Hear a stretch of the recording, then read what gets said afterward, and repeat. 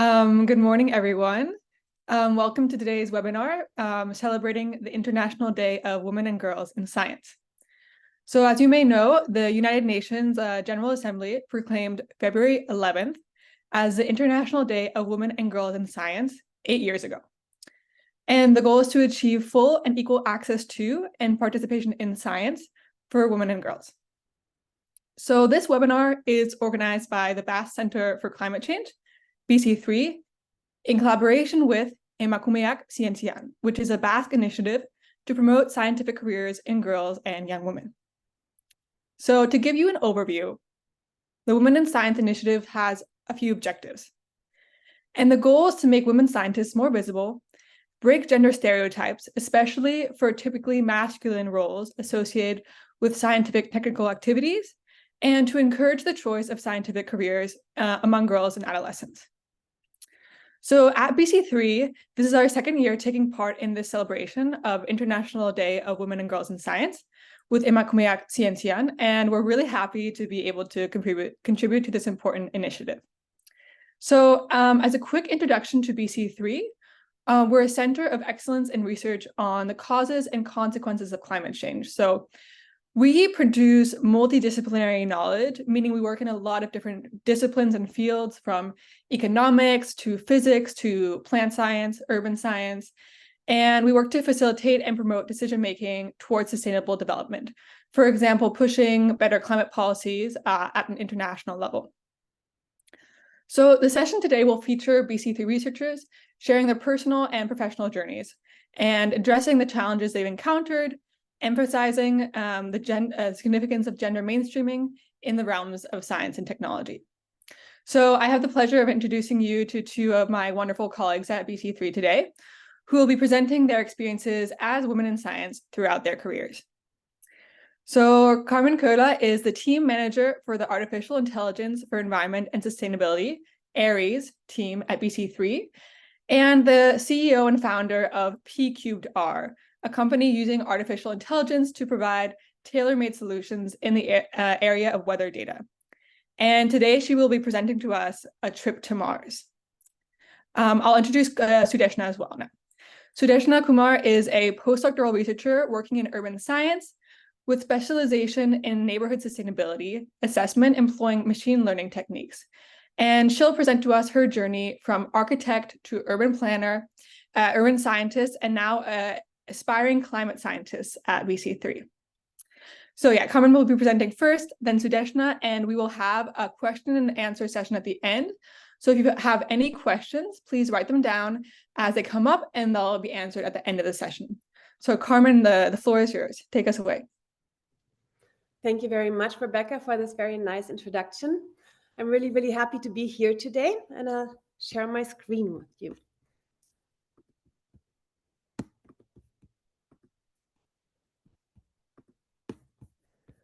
Okay, can you see my full screen? And I cannot see you anymore, so that has to be vocal. Everything good? Yes, Carmen. Yes. Thank you very much, Rini. Okay, so I'm welcoming you today to come with me to a trip to Mars. So first of all, I would like to ask you, who of you would love to become an astronaut?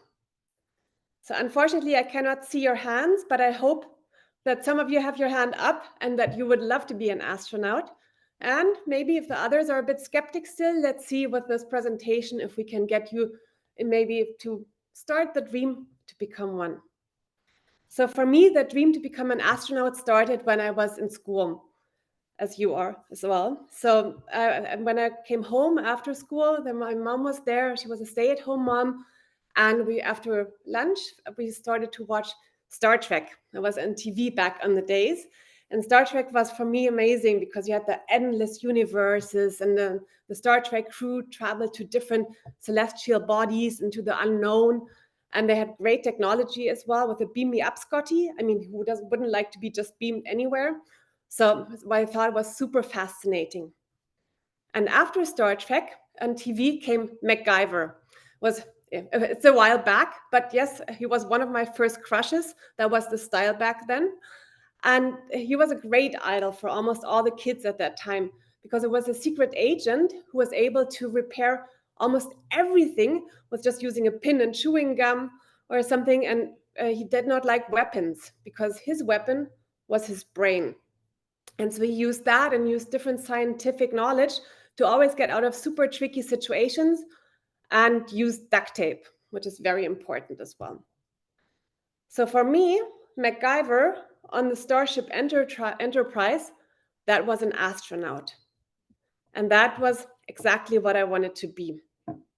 So obviously, after I finished school, I became a hairdresser. And now you think, yeah, you don't really see how that goes well together. First of all, I think being able to cut hair in space is very handy as well. But on the other hand, for me, it was not quite so random because I started cutting hair when I was 10, actually. And so back then, my mom said, like, if you can draw a straight line on the wall, you can cut hair straight. And so I tried, and apparently it was straight. So I cut hair since then. But I tried with a friend, and the line was super wobbly and a bit inclined, and the hair really looked like that. So watch out if you try this at home. And what happened during my hairdressing was that I had different clients, and they were all very nice. And I had one professor for economics, and we did like chitty chatty how you do it at the hairdresser. And so he asked, like, do you read books? And I was like, yes, I read. And he asked me, what do you read? And then at that time I read Fermat's Last Sentence. That is a book about a mathematical proof. And he was a bit confused. He's like, okay, I did not expect my hairdresser to read a book about a mathematical proof. And so we got talking, and I said, like, if I would have studied, I would have studied mathematics because I absolutely love that. But I just thought that I would not be capable of doing that because I had a mathematical teacher who was not very fond of me. And so I just thought, like, I was not able to do that, because he said, like, girls are not so good in math. Sometimes you have people that say those things. So I kind of was tempted, but did not really know. And that client told me, if you're interested in something, if you're curious about something, then you're automatically good in it. And so after doing the hairdressing, I started to study mathematics. And it was absolutely beautiful. I love all the equations. They really calmed me down. So I was sitting there the first day. I was like, okay, this is a good place. So also when they started with the mathematics, the teacher also said, like, with this, you can do everything and nothing. And that's a bit what you do with mathematics, because I mean, the things that I really learned there, I did not really need later on in life, but how you approach problems and how you go into solutions, that really helped me. As a secondary subject, I also had metrology. And so after finishing my mathematics talk, I did my PhD in physics, especially physics of the atmosphere. That's also when I created my own company dealing exactly with tailor-made solutions for weather and satellite data services.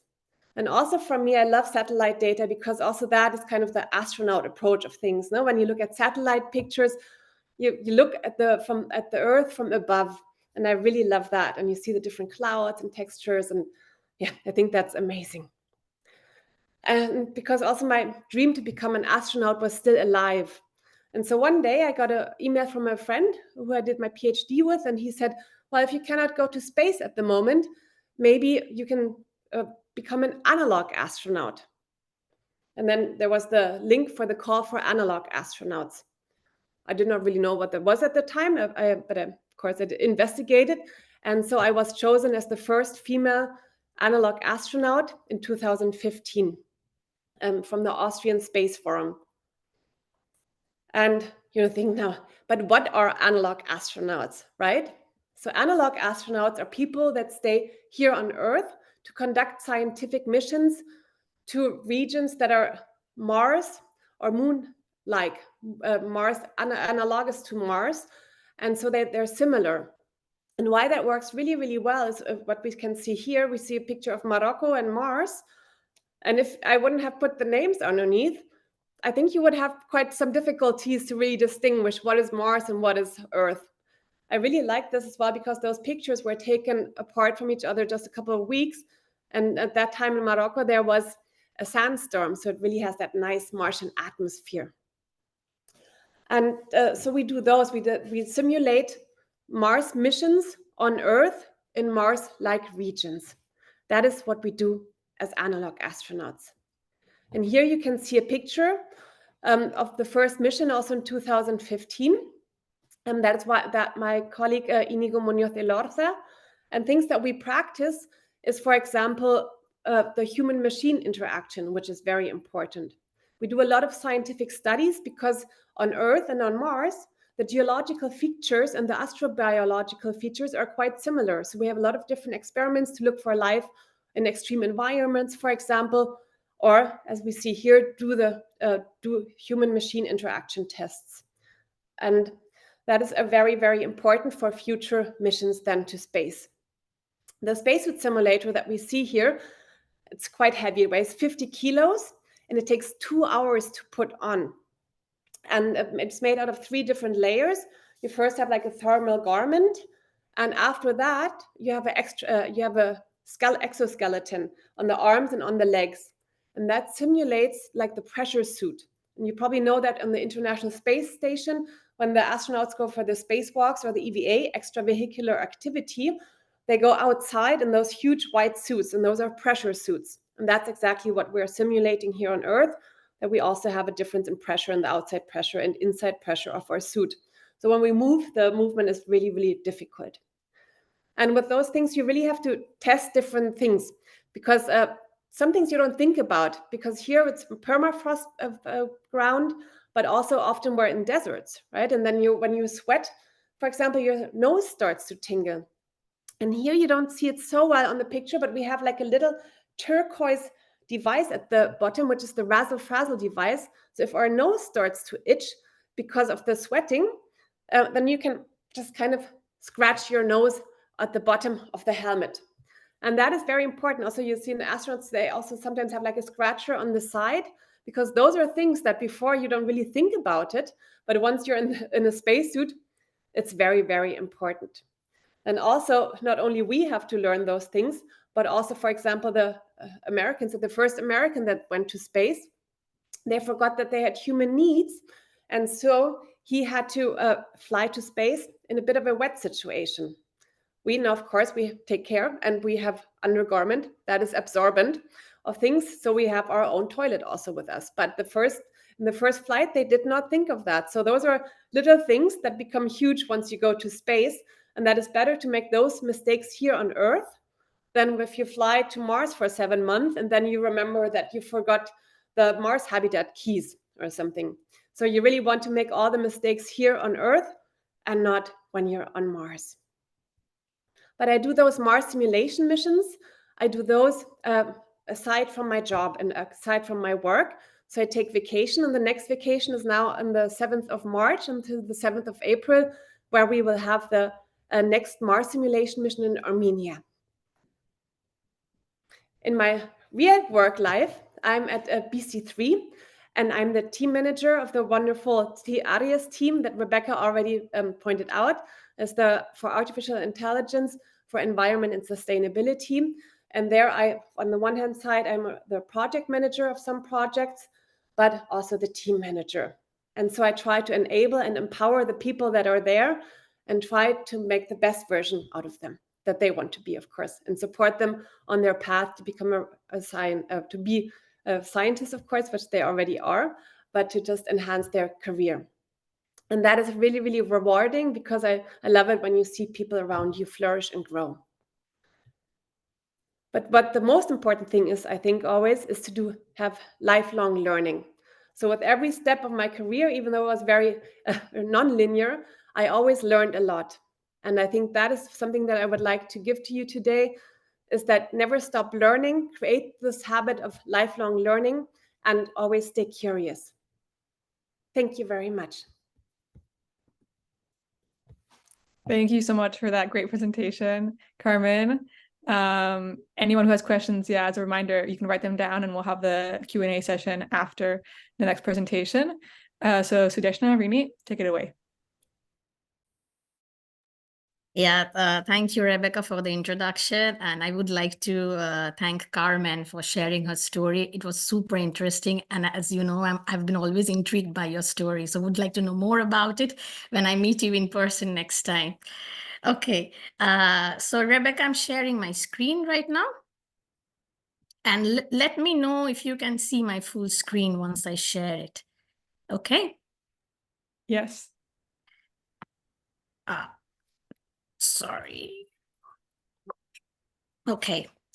So I'm honored and I feel super excited to share my story and to give you a glimpse of my academic journey. So far, I have been like a student like you, for instance, when I was like 15 or 16 years old, I came across a documentary on Discovery Channel, which was showing about different marvelous structures. And at that time, I didn't had any clue of what is architecture, what it takes to be an architect. And at that time, I didn't had much access to internet as well. So I went to my neighborhood cyber cafe and I searched for this kind of architects, and I came across one particular architect. Her name is Zaha Hadid. So she's no longer with us, but that lady had like a profound impact on me. And the way she was describing her project and the way she was carrying out her work on site and giving instructions to particularly 90% of the male on the site. And that had like a lasting impression on me that motivated me to become an architect. But firstly, when I conveyed this thing to my parents, it didn't go down well because I come from a typical family Indian structure, where mostly if you are into medical science or in conventional engineering streams, you ought to be considered to be successful. So I told them that I want to become an architect, and they frowned upon me, but it was my eldest uncle who actually motivated me and told me that you can do it.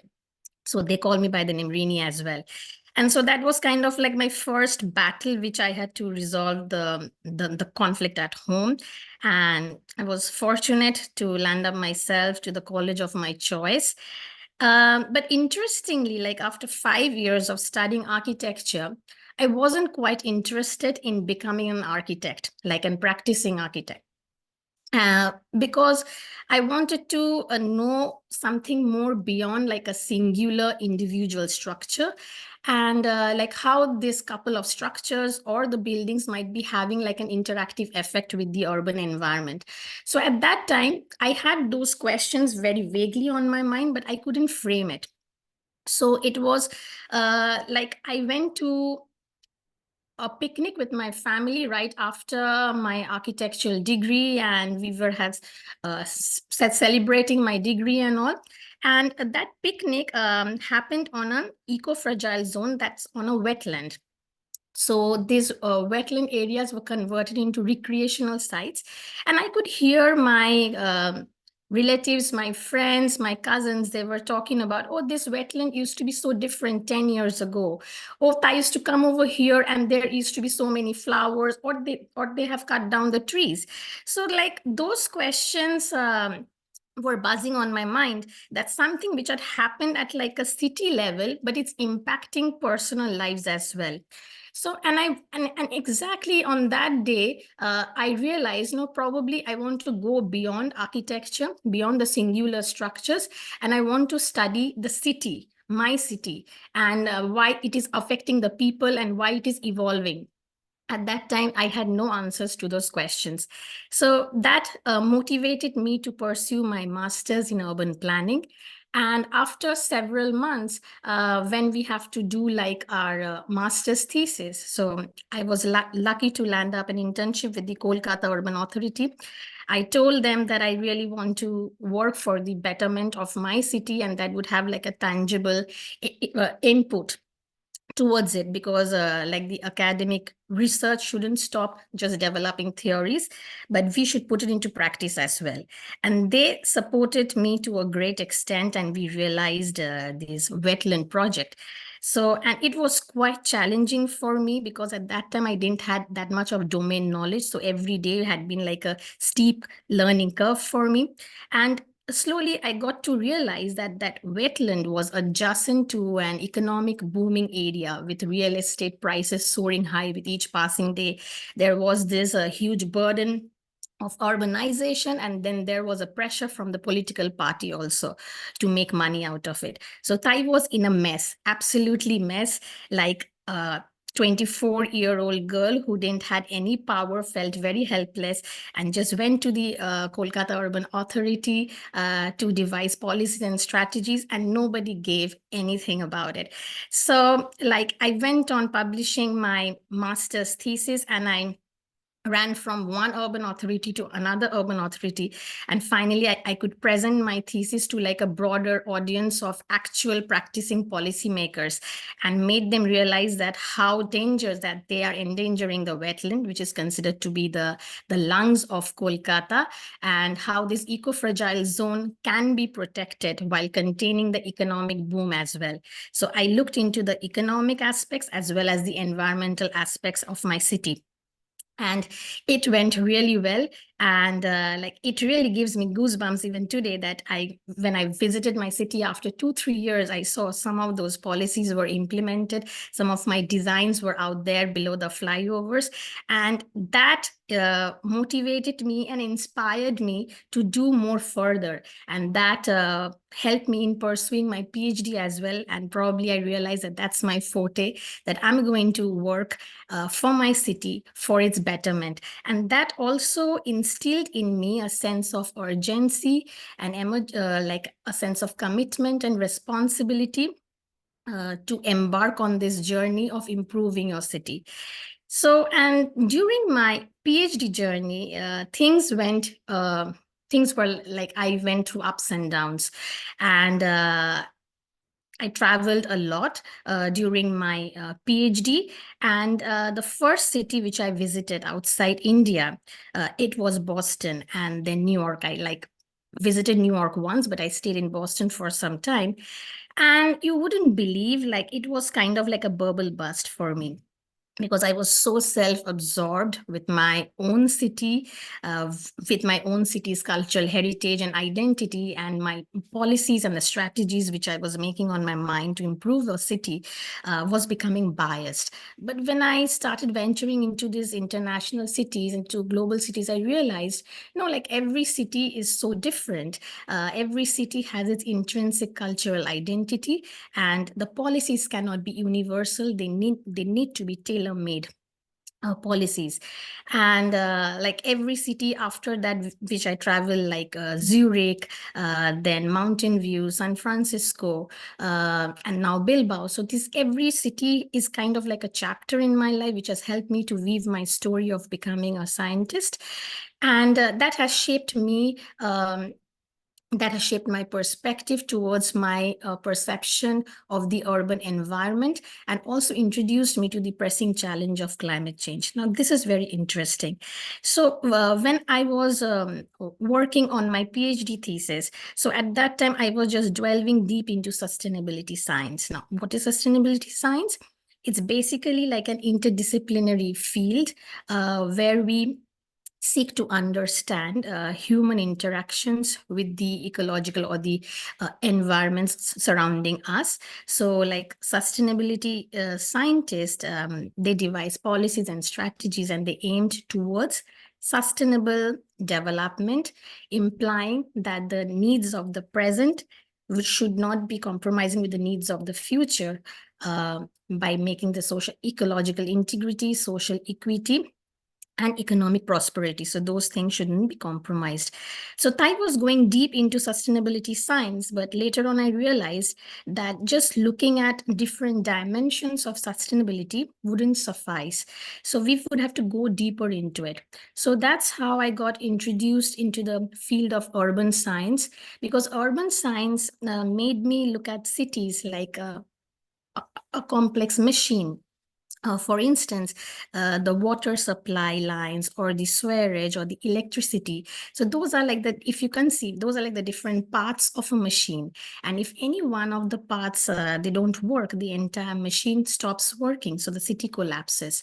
So that's how I try to integrate urban science with sustainability science and studied the structure, dynamics, and the function of the cities. But the story doesn't end over there. So when I kept on delving deep into the cities, I realized the most pressing challenge of the cities is the climate change that we are all facing, we are all perceiving it. And because cities are very important, more than 60% of the world's population resides in the cities. And cities are like very concentrated zones with a huge population. So if any particular climate-related event like wreaks havoc on the cities. So that's how during the last leg of my PhD, I started learning more about climate change and the climate related events. Like for instance, you can perceive climate change as having like wet and dry conditions with flooding events, rising sea levels, water scarcity and drought, and extreme heat. And during this phase of my life, I'm working on extreme heat, and I will let you know more about it. So like most of you might have come across headlines in Spanish newspapers that there has been like a heat wave, or for instance, yesterday it was sweltering hot, like around 24 degrees centigrade, but this is winter, not even spring yet. So like these anomaly in temperatures are also referred to as like heat waves when you have like a speck of 3 to 4 consecutive days having a temperature more than about 5 degrees of normal temperature. So that is considered to be a heat wave, which usually happens when you have like a high pressure system in the atmosphere and it traps the heat at the ground level. And another interesting thing which all of you might have perceived, but you might be having questions why. Like when you probably have traveled to the core of Bilbao, like Abando, Indautxu, or Casco Viejo, you might feel a bit warmer compared to the areas which are surrounding like the green parks or water body, or for instance, Getxo. Like the peripheral areas and all. So, and so why those city cores are warmer compared to the surroundings? It's because like the cities are concentrated with buildings. So they have like a high density of huge concrete building blocks, and they lack parks because we planners, we weren't prepared to plan parks like this, because at first when we were pressurized with the population and with the urbanization, we kept on building buildings, and we didn't pay much attention to creating the green infrastructure. But right now we are facing the brunt of it. So most of the city cores, they lack these green areas, and that's why these green areas and the water body areas, the blue areas, they actually reduce the urban heat. But since the city cores, they don't have this kind of facility, so that's why the temperature rises over there. And that those are called hotspots, the urban heat islands. And these urban heat islands have like a temperature difference of up to 5 degrees compared to the surrounding. So that's why you feel warmer when you're moving towards the city core or in certain parts of the city where there's lacking green infrastructure. So like these two events, the heat waves and the urban heat islands, they get aggravated during daytime summer temperature and also during nighttime by trapping the heat gain. So what are we supposed to do? So right now my work focuses on this. So I'm like studying different cities. I'm trying to devise strategies and policies, trying to understand where we can have more green infrastructure to reduce the urban green heat. So because like I believe like extreme heat event is one of the most deadliest weather phenomenon that every person on this earth is facing right now. Whether you are in the Arctic zone, in the Antarctic, or in the tropics, or in the temperate climate zones, you might be facing or perceiving a slight change in the temperature. And sometimes it gets aggravated. Like in Europe, some of the cities are having like the tropical temperatures. So like last year in the month of April, we had a heat wave. And if you remember, there was a huge crisis in 2022 in December when Paris underwent through a huge heat wave situation. So, and why am I talking about this to all of you right now? This is very important because the studies have shown that women in general are being disproportionately affected by these climate-related events, not only extreme heat event, but climate-related events in general. And so that's why I would like to take the opportunity of this platform to encourage women, young minds like you to join this fight of climate change and to develop a generation of environmental stewards, because we need women scientists in climate studies so that we can incorporate and integrate your perspective in devising policies and strategies which weren't gender neutral before. So it is very important.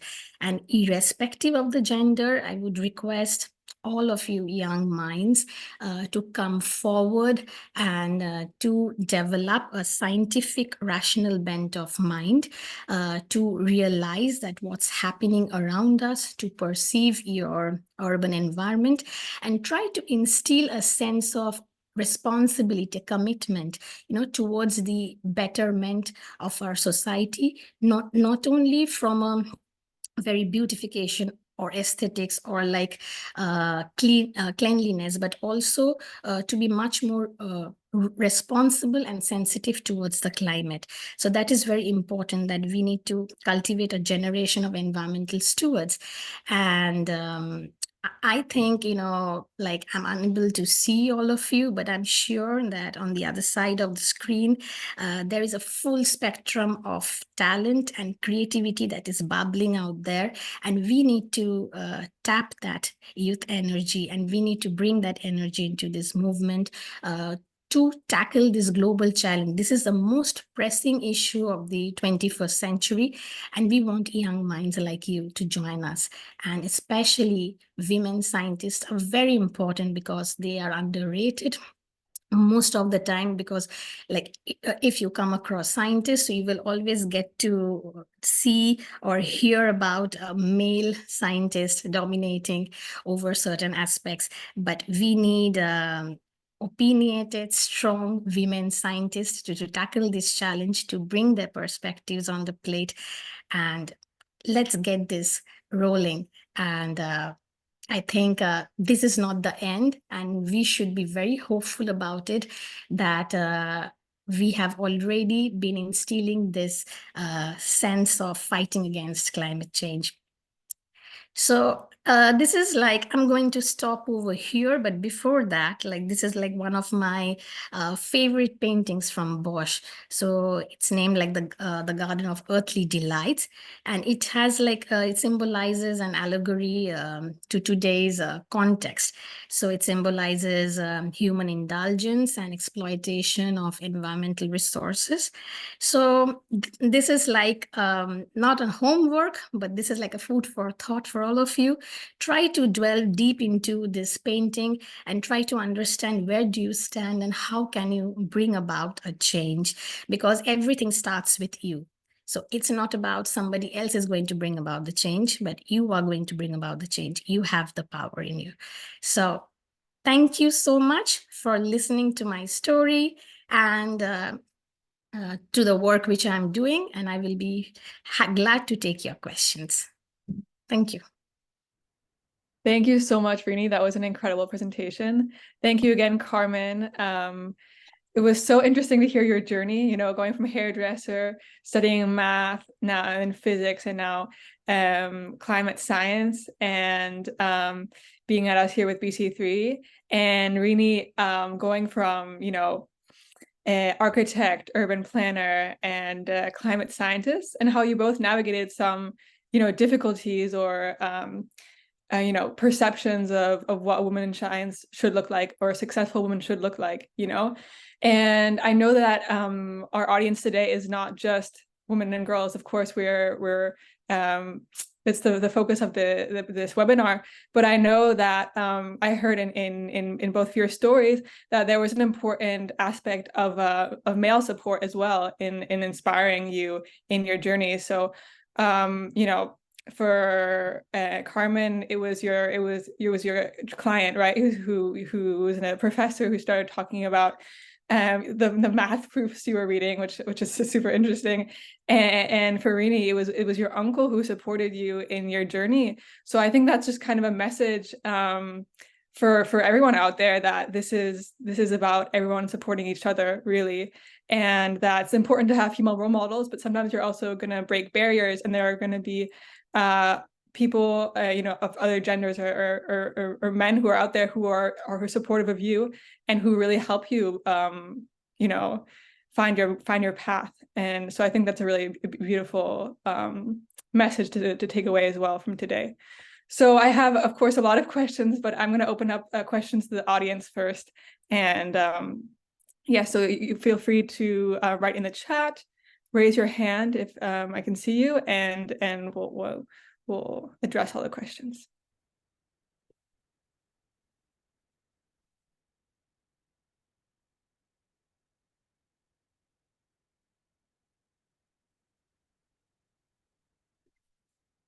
Seeing something in the chat. Okay, so a couple of questions here. One says, I love both of the presentation, congratulations. So Carmen, a question. You mentioned you have combined your work as a project manager at BC3 with running your own company and being an analog astronaut. How do you do it? I guess priorities. Yeah, I think I see what is important at what time. And I mean, BC3, of course, is my day-to-day job and is the main job. And then what I do is that I try to kind of find key people that can support me in my journey. And so with a company, for example, I hired another one that will do almost all the work. So I just have to have talks with them to kind of manage it. I love management books and to see how I can always improve my time management. So if you have anything what you do special about time management, let me know. I'm always really interested in how everybody does that. And then the thing with the analog astronaut, the missions are normally every second year. So it's only every second year, and then it's only the month. And then we have some dress rehearsals or practicing on the weekends. So it's mainly just takes up the free time. But I'm very happy because my partner is also an analog astronaut. So we do our vacation together on Mars, which helps a lot. That's great. Okay, so Rini, we have a question for you.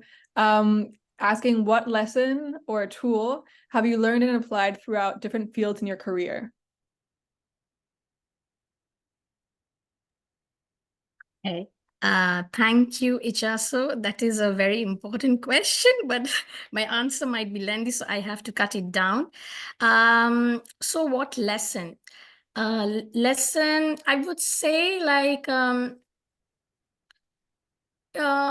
it might sound a bit cliche, but like every time I kept on challenging myself.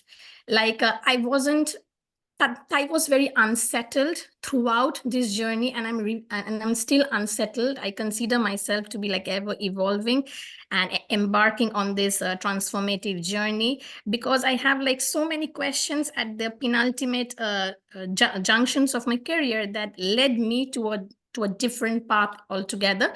But if you see, like the sustainability science, urban science, or the socio-ecological system perspective, all these three things are very interrelated. So my domain knowledge of being an architect that actually helped me to understand that the problem doesn't lie only at the individual building scale, but it expands beyond it.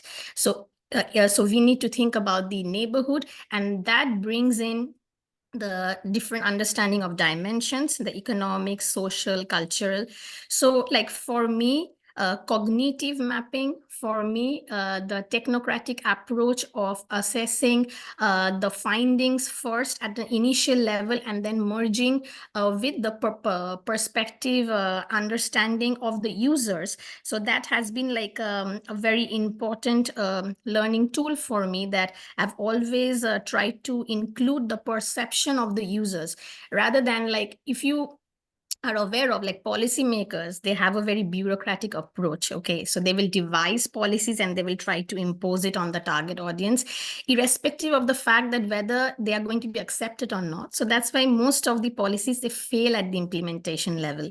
But for me, my studies and my domain knowledge have taught me that we first need to prioritize the users, you and me, who are going to be using or going to be inhabiting in the city. And so the policies are going to be implemented on us. So I think perceptive studies and technocratic approach as well, a merge of both of these techniques can lead to robust findings and devise strategies and policies. I hope I have been able to answer it. It has been very brief and crisp, but we can take it forward. No, that was great. Thank you. There's another question for Carmen about the process of becoming an analog astronaut, perhaps like the application process, how you were selected. Yes, there was a longer process. Actually, it was 3 weekends full of tests. We had over 600 tests that were conducted. There were different rounds. So first you hand in the CV, and then you get the normal screening if you fulfill all the criteria. And then the first weekend full of tests was more like on the knowledge base, that we did like IQ tests, different knowledge tests, also the dexterity tests, and more like individual tests. One test, for example, because the spacesuit is quite heavy, one of the tests was that we had to run. We were in a house with 6 stories, and so we had to run up to the 6th story to get what we have to do. Then you had to run down in the cellar, get like a screwdriver, run back up, do something with the screwdriver. And while we were wearing like the exoskeleton and like 3 different gloves, and then unscrew something and then put some things together, and the screws always fell down. Luckily, I noticed that it was magnetic, the screwdriver and the screw, because some didn't. And then you try to grab the screws with the 3 gloves, and it's super difficult. And then, so you had to do things with dexterity like that. And then in the next round, it was more about teams. So it was, for example, that we were just randomly put into teams, and then I had to describe to somebody else what I see on a paper, for example, a form. And then you have to describe it, and they have to paint what you describe, and then you compare at the end, like what comes out, which can be quite interesting. And so you really learn the way of communicating and how you function in a team. So that was that. And then it was over 100 people there. And so I was very, very happy and felt very, still emotional that I got chosen, actually. And then that, yes, I was the first female. I thought that they would get a female, but there were also people from the ESA and the NASA and stuff. So I thought like, ooh, maybe one of those will be chosen. But then I had the fortune to be the chosen first female analog astronaut there. That's incredible. How did you prepare for that? Like, is there any special? You cannot prepare. I went to the fitness studio and said, I need to be fit in 1 week. What do? I remember that. I had a very sore body. And they're like, what do you want to do? I'm like, I want to become an astronaut. And then it was funny because the woman that worked in the fitness studio, she was the ex-girlfriend from the actual German astronaut, Thomas Reiter. And that was so funny. It was really random. Yeah. That's so funny. Wow. Okay, we have another question for Rini. Based on your current research at BC3, what improvements or low-hanging fruit interventions would you recommend to prevent the effects of heat waves in Bilbao city? Yeah, like this question is from Newes. Okay, thank you, Newes, for that question. I also wanted to include these things in the presentation, but I had like a time schedule constraint. So what we are trying to do right now, we are trying to, we have mapped the spatial hotspots of the urban heat, and we are also trying to assess the available mitigation potential of the existing green infrastructure. And accordingly, given the potential, we are planning to regenerate certain specs or certain parts of the city that has already some green belts, and to expand and infuse people activity over there, so that as I was mentioning in my study, that it is very important to instill this sense of urgency and commitment towards climate change. So once people start using those infrastructure facilities, and which is also reducing the urban heat, they will also take the responsibility of protecting it. So it is very important also to look into the economic regeneration aspects, because that's how the world works.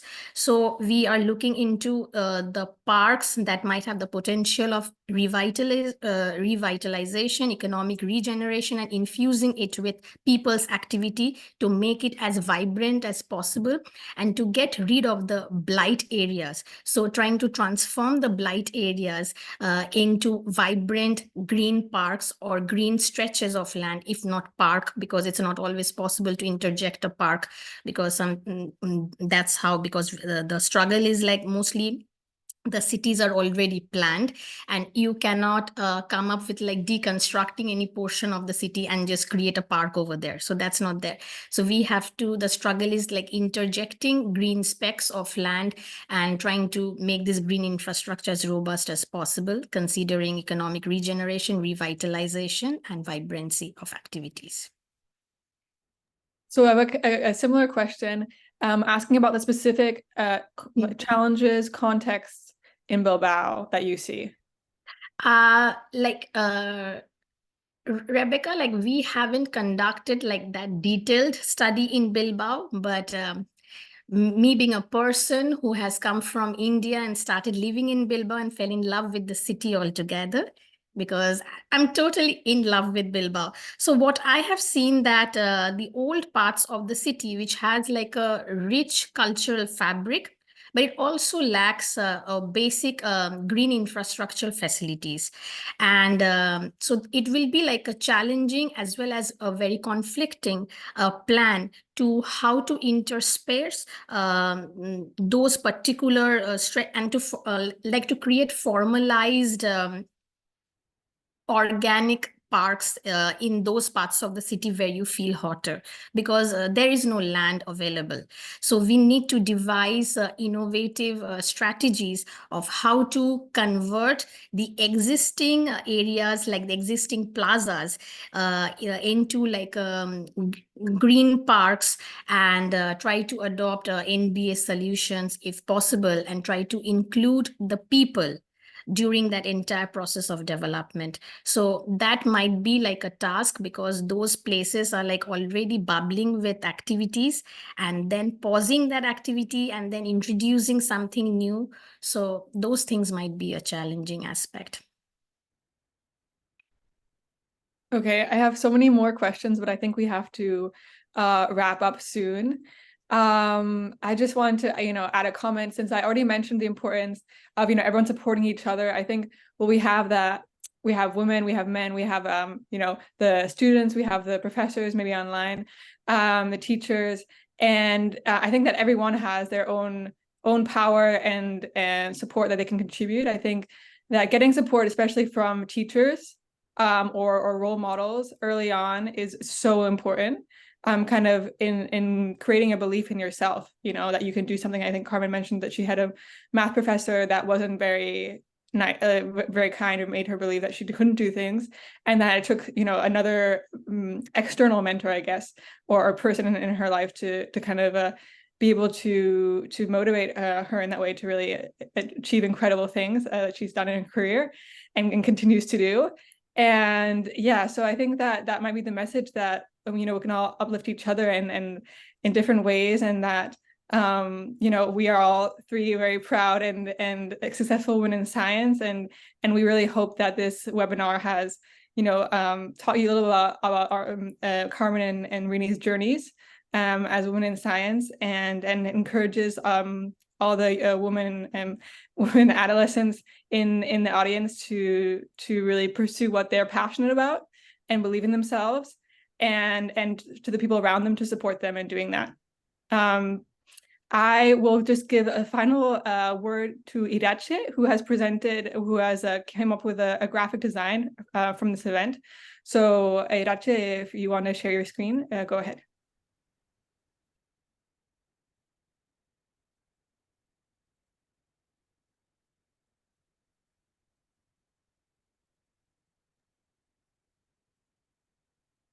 Oh, that looks wonderful. That's really beautiful. Thank you so much, Irache. Thank you. And on that note, it is a perfect timing to To conclude this webinar, thank you all so much for coming. We really appreciate your attendance, and I hope you learned something and came away with a little bit of motivation and curiosity to tackle the important issues out there in the world. So thank you so much. Yeah, and I would like to add one more thing before leaving, is that it's just not a webinar, it's just like initiation of a dialogue that we want to talk about. So that's it. Just remember this on your mind and just keep going forward and make yourself count. Thank you so much, everyone. Thank you very much.